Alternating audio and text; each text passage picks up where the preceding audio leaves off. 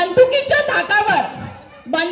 धाकावर आणि मनगटाच्या जोरावर, बंदुकीच्या धाकावर आणि हंटरच्या जोरावर वाघाला माणसासारखी जगवणारी मी अनेक माणसे बघितली, परंतु बंदुकीच्या धाकाशिवाय आणि हंटरच्या जोराशिवाय माणसालाच वाघ बनवणारा मी एकच वाघ बघितला, आणि ते म्हणजे विश्वरत्न विश्वभूषण डॉक्टर भीमराव रामजी आंबेडकर।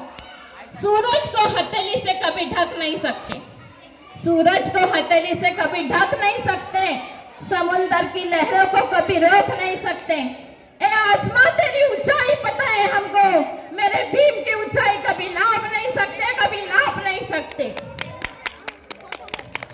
धन्यवाद। मी एवढे बोलून माझे भाषण इथे संपविते आणि तुम्ही माझं शांतपणे ऐकून घेतला आणि तुम्ही ते आत्मसात कराल अशी आशा करते आणि तुमचे खूप खूप आभार मानते। जय हिंद, जय संविधान।